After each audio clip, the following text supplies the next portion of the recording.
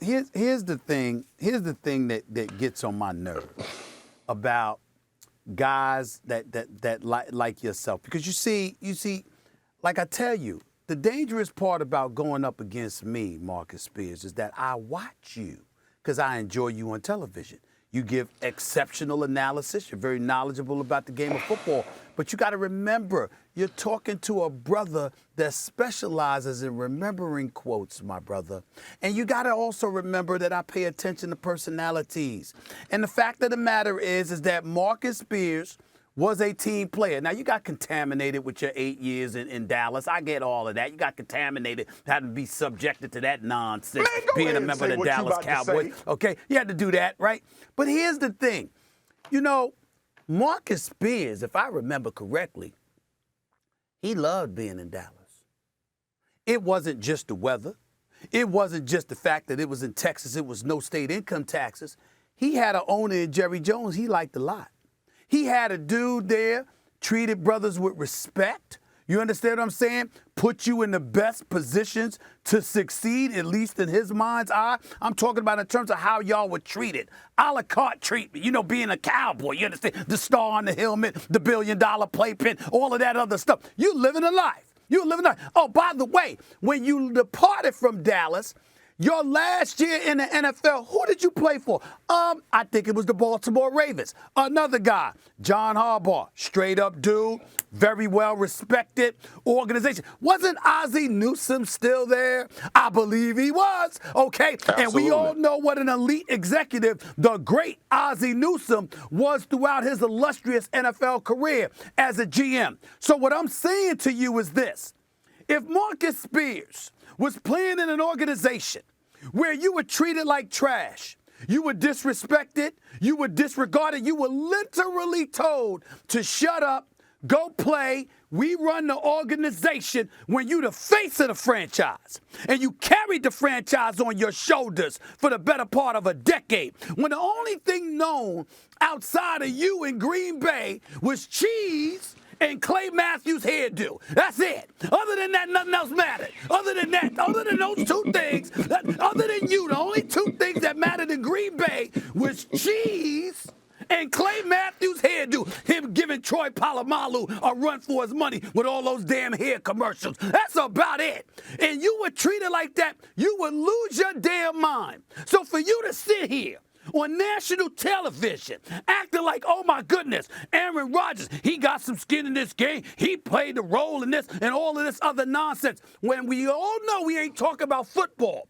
We're talking about the way the man was treated. And you, of all people, would never tolerate anybody talking to you and treating you the way Green Bay treated Aaron Rodgers. That's what this is about. Let's stop acting like we don't know it and stop acting like it's about football. It's not.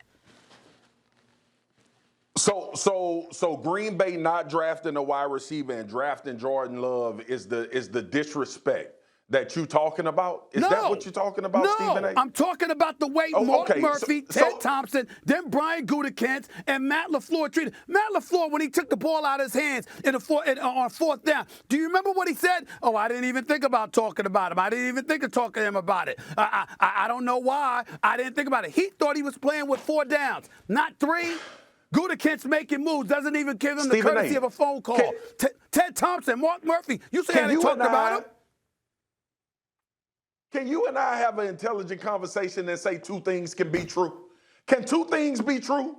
All right? Yes. Can it be true that what Aaron Rodgers is going through right now with the Green Bay Packers is affecting his teammates? Can that be true? Is it far-fetched to think that the guys in that locker room and the guys that are getting ready to play in this season that's not an Aaron Rodgers situation are going through things because Aaron Rodgers may not be there? I'm directly impacted by great players around me helping me prolong my career.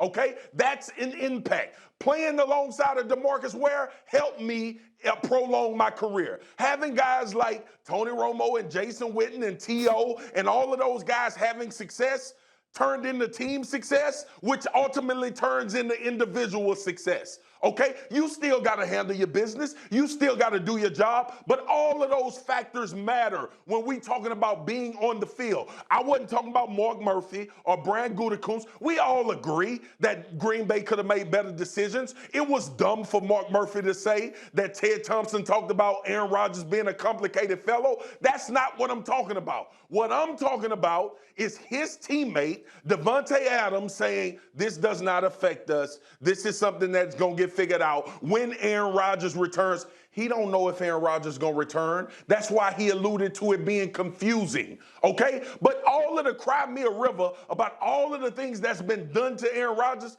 there's also another side to it. And it can be true as well. That's my point. Well, that's where you lose me. That last part is where you lose me, because the reality is that if this man carried the organization on his damn shoulders and he was treated in the fashion that I've alluded to, because I'm telling you, that's how he was treated, that matters. And also this, Marcus, if I sit up there, right, and I'm the star, I'm the franchise, right, and you and I both know as teammates, I'm not happy.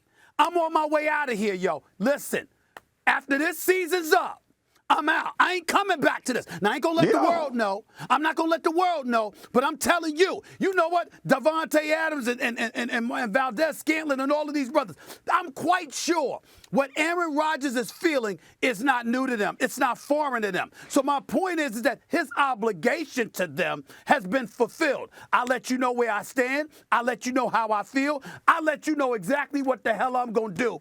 I did it privately. Now it's become public because I've told Green Bay, I don't want to come back. I want to get traded up out of here. But they weren't surprised when Aaron Rodgers said that. So if he showed them that level of respect, he don't owe them anything.